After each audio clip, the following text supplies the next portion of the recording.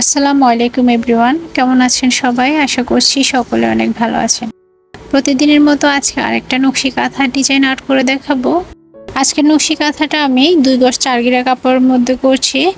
এটা 2 পার্টের একটা নকশি কাঁথা ছিল। একটা পার্টে 1 গজ 2 গিরা করে টোটাল 2 গজ 4 গিরা কাপড় রয়েছে এখানে। এই সাইজের নকশি কাঁথা 0 থেকে 2.5 বছর 3 বছর পর্যন্ত বেবি ইউজ করতে পারবে। আর এই বেবি নকশি কাঁথাটা বানানো হয়েছে সুতি পপলিন কাপড় দিয়ে। প্রথমে নকশি কাঁথাটা আর্ট করার জন্য আমি টাক সেলাই দিয়ে সেট করে নিয়েছি। এরপর একটা কর্নার থেকে একটু সাইডে একটু স্পেস রেখে একটা ফুল আর্ট করেছি। আর তারপর আপনারা যেভাবে দেখলেন স্কেলের সাহায্যে আমি প্রথমে মাঝখান বরাবর করে একটা লাইন করে নিয়েছি। এরপর ডান দিকে একটার পর একটা ছোট সাইজ করে লাইনগুলো করে নিলাম। এরপর বাম দিকেও সেম প্রসেসে লাইনগুলো করে নিয়েছি। এরপর দুইটা সাইড থেকে দুইটা করে লতা অ্যাড করে দিয়েছি। আপনারা দেখতে থাকুন আমি সম্পূর্ণ ডিজাইনটা কিভাবে করছি।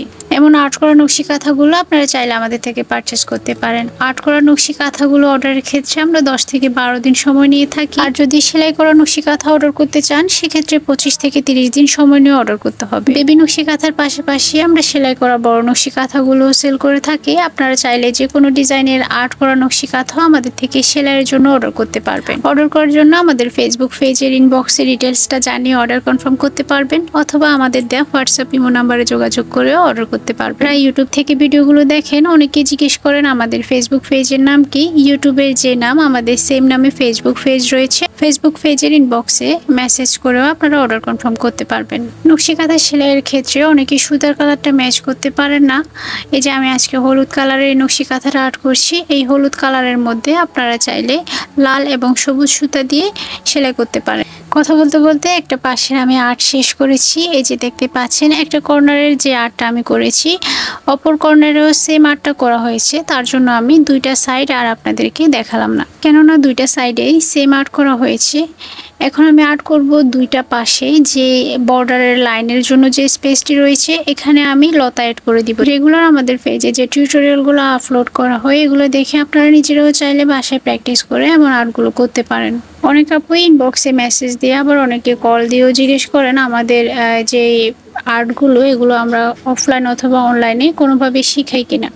আমরা অ্যাকচুয়ালি কোনো অনলাইন ক্লাসের মাধ্যমে অথবা অফলাইনেও এই আর্টগুলো শেখানো হয় না। আপনারা যদি একটু লক্ষ্য করেন আমাদের টিউটোরিয়াল ভিডিওগুলো যদি একটু ফলো করেন তাহলে আপনারা নিজেরা বাসায় প্র্যাকটিস করেও এমন আর্টগুলো করতে পারবেন। একদিনে কোনো কিছুই শেখা সম্ভব না, প্র্যাকটিসের মাধ্যমে শেখাটা হয়।